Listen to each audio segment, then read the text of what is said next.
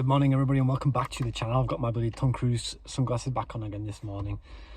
It's hot, isn't it, today? I mean, I don't understand what's going on with the weather. It's 1 minute it's raining, next minute it's absolutely boiling.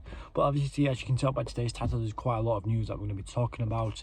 And before we do, make sure you like the video. Obviously it helps the channel grow, but as we always opt out for God's sake, as we always say, the more likes we get on the channel, the more opportunity that you'll be able to get in the giveaway once we reach 2,000 subscribers. So I just wanted to start off by pretty much like talking about the whole situation about there's no more transfers. So pretty much what's happening is, before the Cardiff game, the YEP and Joe Donahue, or whatever he's called, came out and said that there won't be any more signings, or probably won't be any more signings before the Cardiff game. And I think a lot of people misinterpreted that, and they pretty much thought that Leeds United weren't going to be bringing in any players at all. And this is what I said in my previous video, that I don't think there's anything to be worried about. I don't really think there's anything to panic about. I mean, we have a decent squad as it is. I think, fair enough, apart from having no striker, I think we're okay. We've got quite a lot of good youngsters. We've got Mattisse Jones who can play there.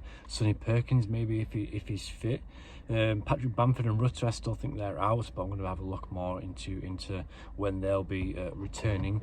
And then as well, we've got like Gray, and then we've got Sam Byram if Leeds United go on and sign him, and then we've got JB as well as centre midfielders. So we do have players in these positions. It's just, I think the price tag of some players that Leeds United want is too much, so they're trying to dwindle the negotiations down. And as well, Sinisterra, he's pretty much come out and said on his Instagram, or he was doing like an Instagram Q&A type of thing, and he was pretty much saying, or someone asked him about staying at the club, staying at Leeds United, and his answer was yes, like he wants to be able to get Leeds United back into the Premier League. But I just think that's because no one's come in for him. I think with the likes of AC Milan and Bayer Leverkusen coming in for him at the start of the window, then going off him, I think it's due to his injuries. You know, I don't really think many players or many teams will want to risk on him. He was injury prone at Ferranoid, and then obviously now he's had so many, like 2 or 3 injuries already at Leeds United within a season. So I can see why teams don't want to come in for Sinisterra. And plus, even if we was to sell Sinisterra, I don't really think we're going to get that much due to the fact that he is injury prone. And we have to also think about it as well, because obviously when Tyler Adams said he wants to pledge his allegiance to Leeds United, he said that he wants to get Leeds United back into the Premier League as well. So if that is the case, then I don't understand how these release clauses work. So if it's triggered, would that mean the player will automatically go anyway without his say, or does the player have a say in the transfer as well? But if someone can let me know in the comments about that, then I'd be really appreciative. And then obviously into next news, Leeds United have finally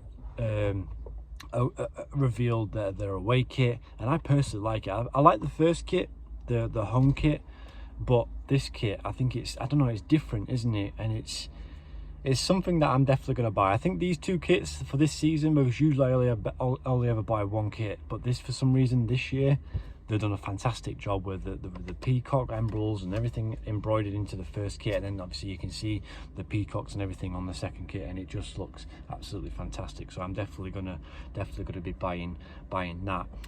Matthias Joseph, he's been getting a lot of attention recently, and Sampdoria, a couple of teams in Serie A, and now Swansea City are all monitoring the 19-year-old striker. And I personally think, right, what we could do is, Joe said it on his video actually, and it kind of makes sense, is why don't we, if Swansea City want to go out there and get Matisse Joseph on loan, even though they brought 2 centre forwards in, why don't we do it in like a little swap deal? Like, we get Joel Perrault for a discount, and you can have Matisse Joseph. I mean, it makes sense, doesn't it? We could get like a little discount, because I mean, I'd say Matisse Joseph is probably worth around about £4 million, £5 million. So if we can get that knocked down to maybe like say £6-7 million from Joel Perrault, then maybe we could just do like a little swap deal just for the season, you know, and we go from there. But it's typical, isn't it, with Radrizzani? He was interested in Montenegro, or whatever you call him, the centre back, the new 19-year-old like wonder kid, what it was all supposed to have been hyped up about, and then now coming in for Matisse Jones. I don't think he's going to be leaving Leeds United. I personally don't, because obviously Daniel Farke wants him to be featured in the first team. He's been playing a lot in pre-season, so it indicates to us that Daniel Farke is really interested in the striker. And as well, Patrick Bamford and Rutter are injured. You know, I mean, Rutter's not really a striker. I wouldn't really play him there, but for some reason he's been playing at the number 9 role. So if that's the case, then who are we going to rely on? Are we going to play Joffrey up front? I don't really think so. I don't really think he's up for the task. Do we play Sonny Perkins up front? Maybe. But Matisse Jones, he's the one who's on form right now. He's been in a sense ripping up the under-23s, so he deserves a chance in the for the first team, do you not think? So we're just gonna have to watch that space, and it's going to be very interesting to see. Into the last bit of news, Archie Gray. How good has he been during the pre-season? I mean, I was reading a report actually, and it was like pretty much saying that he's going to be the next £100 million star for Leeds United. And if that's the case, can you imagine the heights or the levels this kid's going? Like, I mean, even just looking at him, he's like 17, 18 years old now. He's getting taller, he's getting like wider, his technical ability is getting better.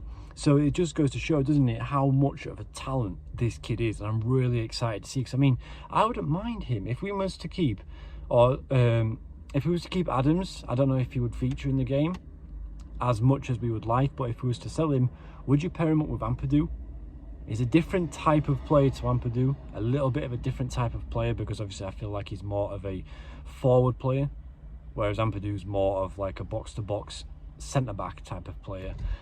So I don't know. I mean, I'm really excited to see what happens with the kid. He's really exciting. He's really excited me over the pre-season. So we're going to have to wait and see whether he's going to be featured in the next season. So yeah, Sinisterra, the main news. Sinisterra has pretty much come out and said he wants to stay at Leeds United, but I think that's due to the fact that he hasn't really got any suitors to take his signature. But anyway, guys, thank you so much for watching. If you are new around here and you've never seen my face before, make sure you subscribe to the channel. You get to see Leeds United content on a daily basis, and I will see you in the next one. Peace.